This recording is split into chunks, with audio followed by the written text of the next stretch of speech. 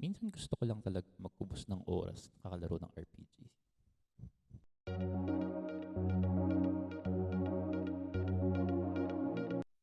Hi YouTube, this is Papa KeeVS and you just caught me taking a break. So, nabanggit ko naman ng last video na most likely I'll be making a Papa KeeVS recommends video regarding a certain technically old game na kasi lumabas pa ton 2009 pa. So nasa 12 years na na talagang umubos ng oras ko nung talagang ilalaro ko siya nun sa Xbox. Game na yun is Dragon Age Origins, made by BioWare. Siguro a little background kung paano ko nalaman tong game na to. Siguro nung time na bumili ako ng Xbox 360, ito tsaka yung Mass Effect, yung mga una kong biniling games. Basically, dahil nabanggit na sa mga reviews na chinek ko na yung dalawang yun yung isa sa mga parang magaganda talagang games for Xbox 360 at that time. And ito yung inuna ko kasi parang from the looks of it, mas trip ko siya sa Mass Effect kasi mas epic yung parang ano niya, yung parang setting niya. Kasi mas familiar ako with yung mga medieval fantasy na mga tawag dito na RPGs kasi yung setting ni Mass Effect na parang feeling nung una ko nakita yung parang box art ng Mass Effect, feeling ko na lang siya parang looter shooter lang siya na hindi talaga siya parang RPG type.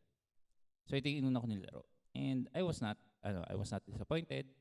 After playing this for siguro first run ko with my first character, doon ko trinay yung Mass Effect and nakita ko na parang in essence pareho sila ng pagiging RPG niya. Nag-iba lang talaga yung settings. So after that, parang BioWare became one of my favorite parang game companies, specifically for RPGs. Kasi naalala ko rin before noon, nalaro ko na rin si The Knights of the Old Republic, which was also an RPG. Kasi napalimutan ko na BioWare din pala siya. Nung after ko lang nun na laro uli si Mass Effect, na figure out na KOTOR was also a BioWare game. So parang dun ko na yeah, they know their stuff when they're making RPGs. So yun, so nung una ko nalaro to is from Xbox 360. And then kumain yan ng mga siguro 90 plus hours with almost all race and class playthroughs. Kasi sige, I'll just go into it na lang. Kung bakit siya tinawag na Dragon Age Origins. So yan, here is the main menu. So, siguro a background na lang. It's your typical parang fantasy medieval setting na RPG with dragons, knights, monsters, ganyan. Siguro pinag-iba lang niya from the other games na gano'n is siguro the depth of yung lore na pinasok nila. I won't go into it pero gustuhan ko yung lore na ginamit nila for Dragon Age Origins. Paano ko ba sasabihin to? Malalim yung lore. Kasi you get the creation myths for yung parang world nila. You get the gods. You get different religions. You get parang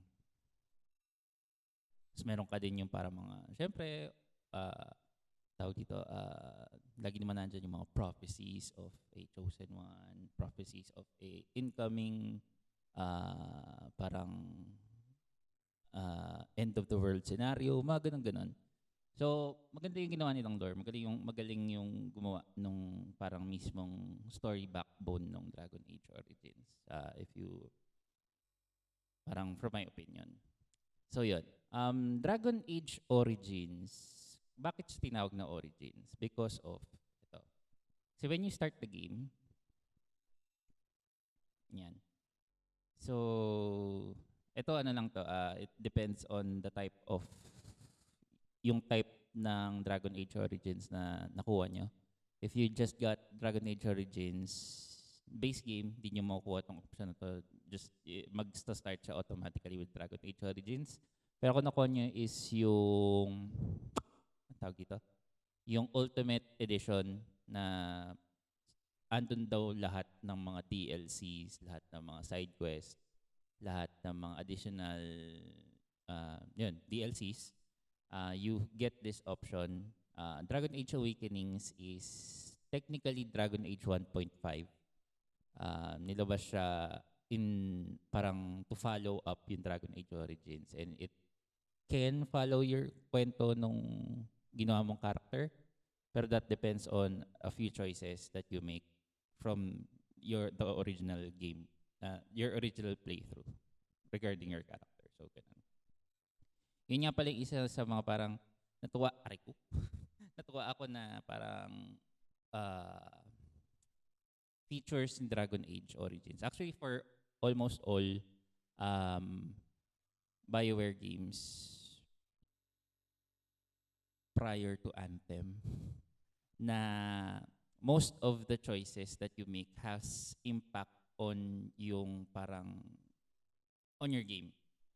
Be it small na parang as you're playing through, hindi mo na siya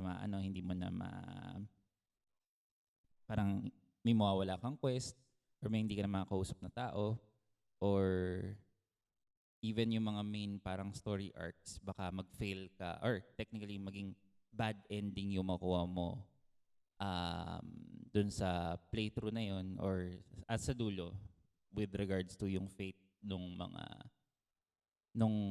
character mo, tsaka nung mga other playable characters na nakuha mo dun sa front row mo. So yan, just to give you parang a peek on yung graphics. Graphics-wise, admittedly, hindi ganun ka polished ang Dragon Age Origins. Medyo blocky, medyo basic yung yung graphics niya. So you can see very hindi naman siya ganun ka ganda graphics-wise. Pero siguro at that time, 2009, we can say na that's already parang medyo acceptable na rin. Pero ngayon medyo hindi na talaga. Yan, so as you can see, parang mukha silang orcs yung kalaban. So it's very fantasy, normal fantasy setting. Mages, warriors, ganyan, archers, yeah.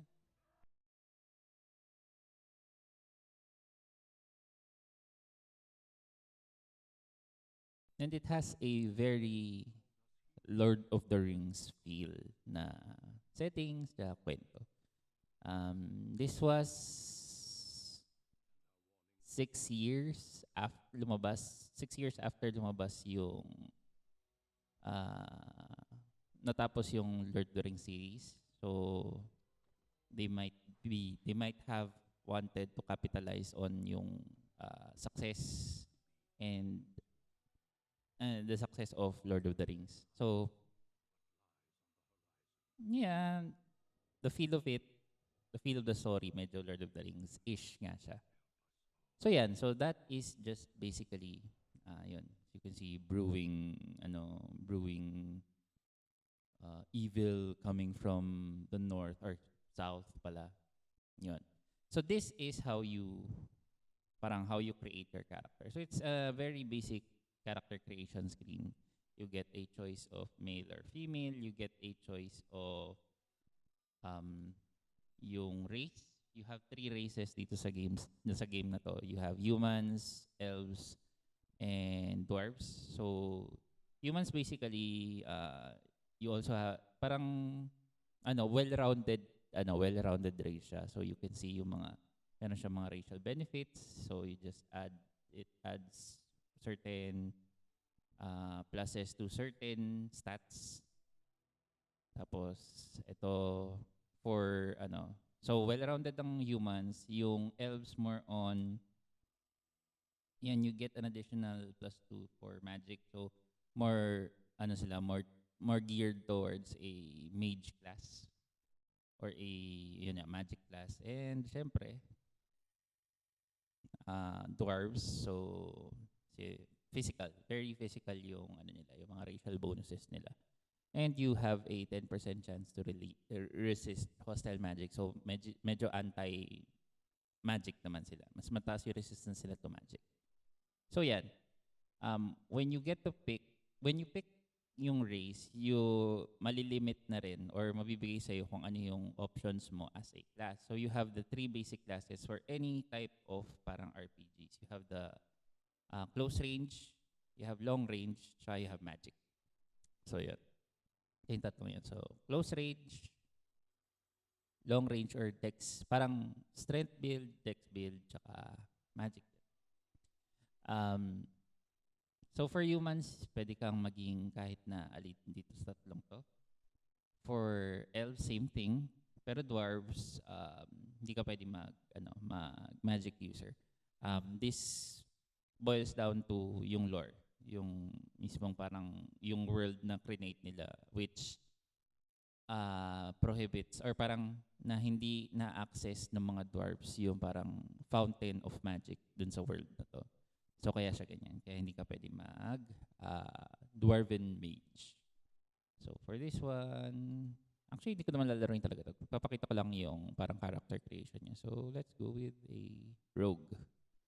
Rogue, basically parang yun yan. Dex, backstab, either long range, hindi ka frontliner, or onto the side ka. Tapos, dito naman sa background, dito yung parang, this is why it's called Dragon Age Origins. Kasi it fleshes out, it gives you parang multiple origins to start from. If you started out as a human, tapos rogue or warrior, your only background is a human noble. So yung human noble parang part ka ng hindi naman royal family pero parang tawag dito. Parang Jon Snow type. Stark yung House Stark. Parang gano'n. Parang gano'n yung setup niya. Hindi ikaw yung king, pero you are given a certain, parang you rule over a land na yung family niyo yung nagro-rule. Parang gano'n. Gano'n yung human noble niyan. Tapos, for a mage, isa lang. Kasi dun sa world na ginawa nila, mages only come from can only be trained under a certain parang Hogwarts nila. Hogwarts nightmare version yung yung parang setup nila. So lahat ng mga anyone who has the potential to use magic kailangan dalhin dito sa parang Hogwarts nila. And dun tawag dito? Dun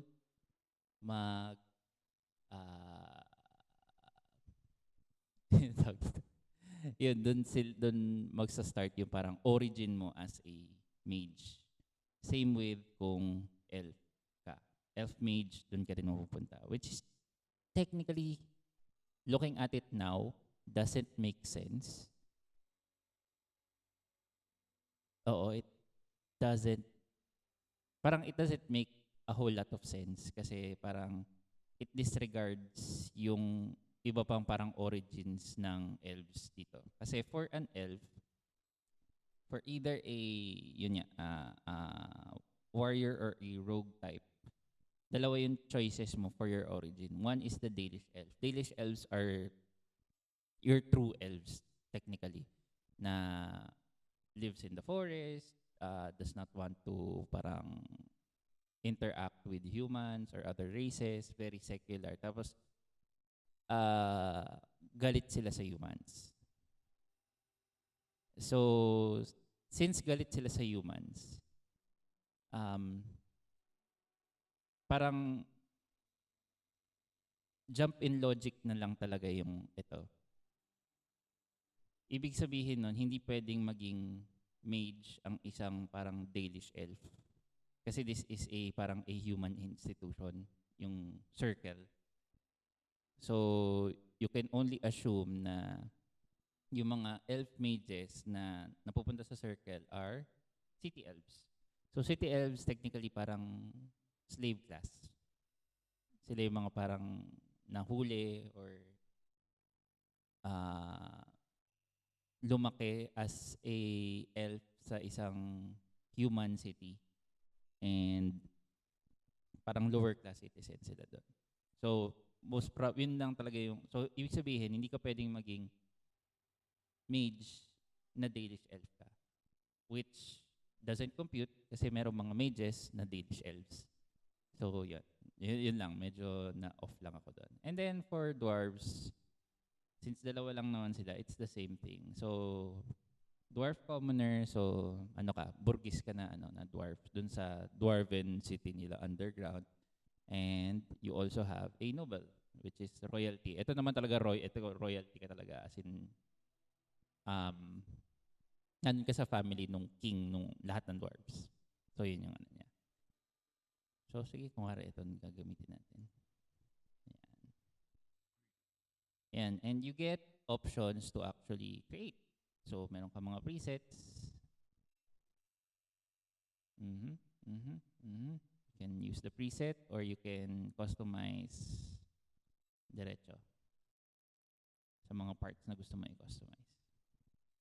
And you can change the name, syempre. So, pwede ka magpalit dyan. Tapos, yan. You get the stats. So, it's a basic spread of RPG stats, diba? You have strength, dexterity, willpower, magic, cunning, and constitution. So, syempre, strength, physical attack, dexterity, how well you can maneuver or move. Willpower is basically your mana or stamina for casting skills. Magic, easy to understand. Cunning naman is dito pumasok yung parang very pen and paper RPG niya. Kasi cunning can be used for dialogues. Kasi parang kaya mo bang ma-persuade yung isang NPC to give you information na kailangan mo, or kaya mo bang ma-intimidate yung isang NPC para hindi ka nalabanan, para hindi ka magsayang ng mana, hindi ka magsayang ng energy, hindi ka magsayang ng resources. So, doon pumapasok yung parang pen and paper RPG factor pagdating sa cunning. Tapos, constitution is basically just your health. Kung gaano kataas yung health mo and kung gaano kabilis nagre-regen yung character mo. So, yun. So, you can allot as many or as little as you want to certain certain stats that you think are parang important to your class or your playthrough. Tapos dito naman, ito yung mga parang talents. Yun nga, back to pen and paper RPG. Meron kasing mga passive talents, traits na pwede mo makuha when you're playing pen and paper RPG. So ito yun. Not really connected with combat, pero it helps with your overall playthrough sa sa game. You have coercion, yan. That ties into yung parang persuasion, intimidation skill nung character mo. May stealing, may trap making if you want to be a parang trap master, survival. Ito hindi ko masyadong ginagamit to. Meron lang isang quest na kailangan mo to kung gusto mo matapos. Potion making, so you can use that for creating potions. Ito doon, poison. Ang importante lang sa akin lagi dito is ito, the coercion, combat training, lalo na for physical classes. Kailangan mo to para ma-unlock mo yung mga parang higher tier skills. And itong combat tactics, actually for the playable character, or yung main character mo, kahit di mo na kailangan, lalo na if talagang kokontrol mo siya lagi. Pero for your other characters, kasi you can bring 3 additional characters pagka nagwe-quest ka dun sa mga nakuha mo mga parang playable characters. And you can assign parang a certain AI. Parang you can set AI for all your party characters.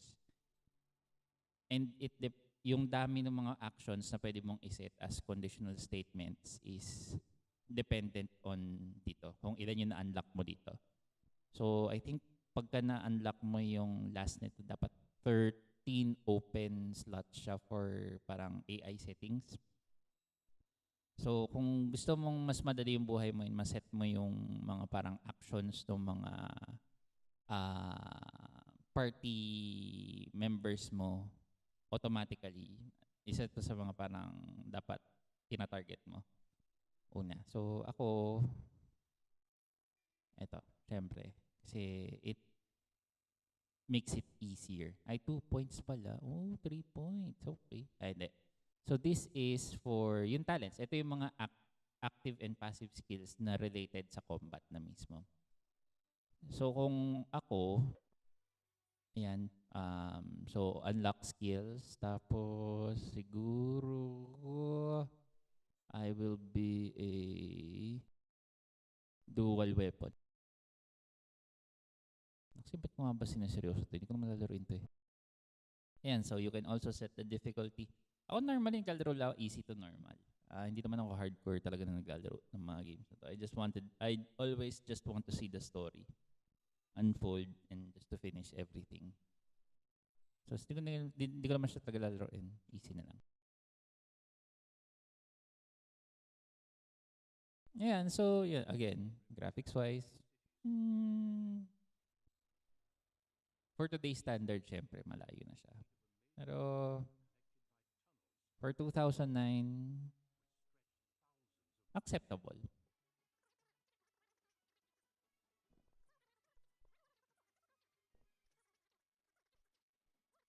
Diyan nagkakaiba sa ano eh, sa Lord of the Rings. May mga babae silang dwarves. Kasi di ba sa Lord of the Rings, sa books and sa mismong lore ng wala pang pinapakitang babaeng dwarf. And according to Gimli, baka merong beard din yung mga babaeng dwarfs. Kaya hindi sila masyadong napapansin.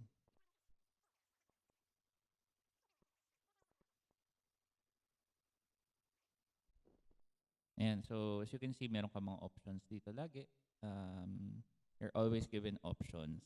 Minsan, lang siya, aesthetic options lang siya, yung tipong kung ano lang yung sasagot mo. Pero kung minsan yung sagot mo dyan affects either yung parang yung relationship mo with your NPCs or yung parang flow ng mismong quest na ginagawa mo. So, minsan, nung una ko siya nalaro, kakamali ako dun sa mga choices ko kasi pinagtitripan ko lang talaga. So, may mga times na nawawala yung bumababa yung relationship score ko with yung NPCs ko or mawala yung flow ng mismong quest kasi hindi ko siya natutuloy ng tama. Or may biglang namamatay na party member ako.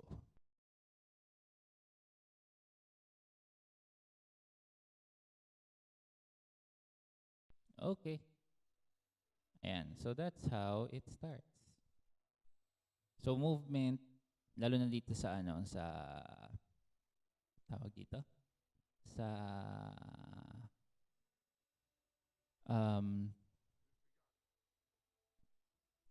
PC is move forward W, move back is S, moving the camera left and right is A and D, or you can hold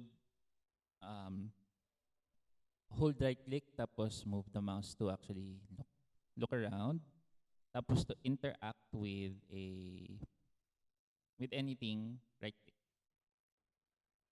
Yan. Tapos pa ba? Ayan, so technically may lumabas na ako party member. Yan. And I can control him parang specifically kung i-click ko yung ano, or F2, F1, F2, F1, F1. Or yun nga, pwede mong iset yung parang ano niya, yung tactics niya. As you can see, since low level, ito pa lang yung pwede mong iset na AI nung mga characters mo. So yun nga, that's the reason bakit importante yung last na talent na yan. Okay. So, tas meron kang hotbar dito, pwede mong iset dito yung mga skills mo or yung potions na gagamitin mo. And then to change yung gamit mo. That's yung basic.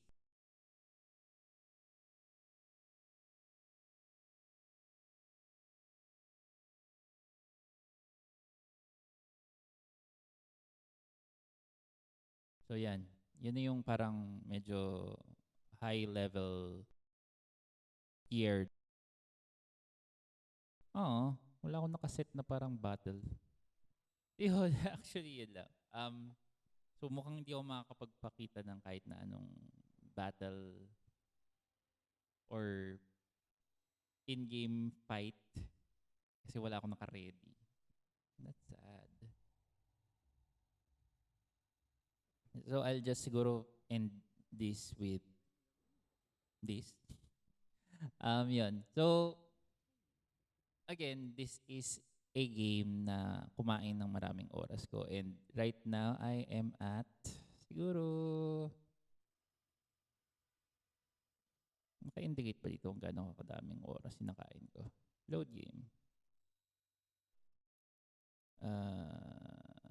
Switch character. So naka 9 hours na ako dito sa itong main playthrough ko ngayon. So yun nga, it's starting to eat up time, lalo na kung yan, may mga araw na gusto ko lang mag-relax, maglaro. Ito yung parang isa sa mga parang go-to ko ngayon. I got this from Steam, last na Steam sale. Actually, hindi ko maalala kung magkano.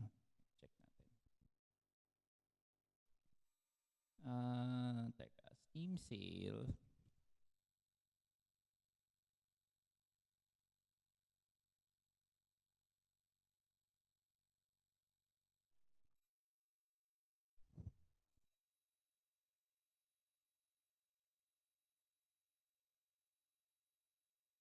Ayun, nabili ko siya nung July. Yun yung last na Steam sale at 250. Which is for the Ultimate Edition na. It includes all DLCs. So, sulit na for the price kasi you get parang technically 2 games kasi meron kang Dragon Age Origins and Awakenings. Tapos meron kang, I think, 4 or 5 other game modes na kasama. Tapos meron yung mga DLCs na iba pa na add-ons. And you get 1 additional playable character na meron ding quest. So, sulit na for a 250 price na game.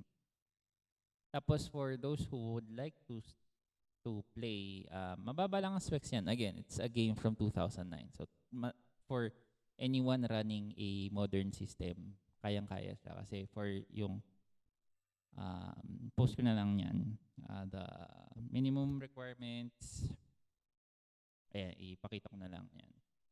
Yung minimum and maximum requirements niya. Ayan, so, meron siyang, so, OS is Windows 7 pa. So, halatang pwede.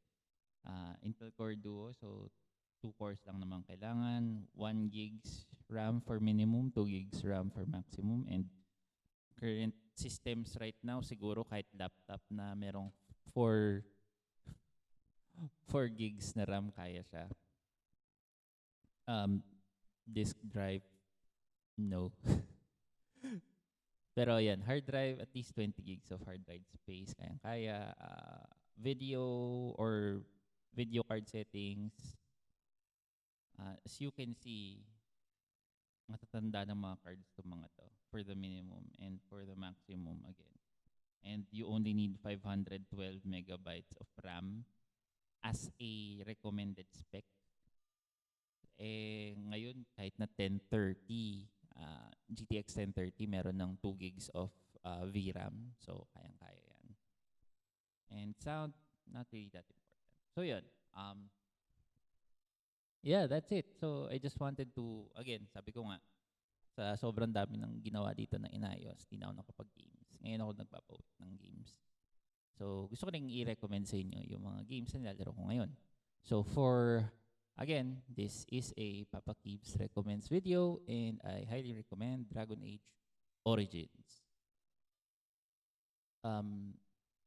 Dragon Age 2, not really. 3, okay lang. Yung Mass Effect, medyo pricey kasi yung yung parang Ultimate Edition niya na kompleto yung 1, 2, 3 sa PC. So, titignan ko kung kakayanin by the time na mag-Steam sale ulit. Kasi gusto ko rin, isa rin yun sa mga gusto ko nilalaro na kumain din ng oras ko. So, hindi ko maalala kung paano ko nilalaro yung dalawang yun nang sabay. Dragon Age Origins and Mass Effect. So, sa dami ng oras na kinakain ng dalawang games na yun. Anyway, yun. So, yeah, again, Dragon Age Origins, a good game na pwedeng malaro on a decent modern gaming PC. So, yeah. Yan. So, if you like the video, click like. If you disliked it, dislike. If you have any comments, questions, suggestions, just put them in the comment section below. And, if you want to check out my previous videos, just go to my channel and check out my video library. And I would highly appreciate a like and subscribe. So, yeah, I think that's it. So, hope you can chill with me again next week when the stay-at-home dad takes another break.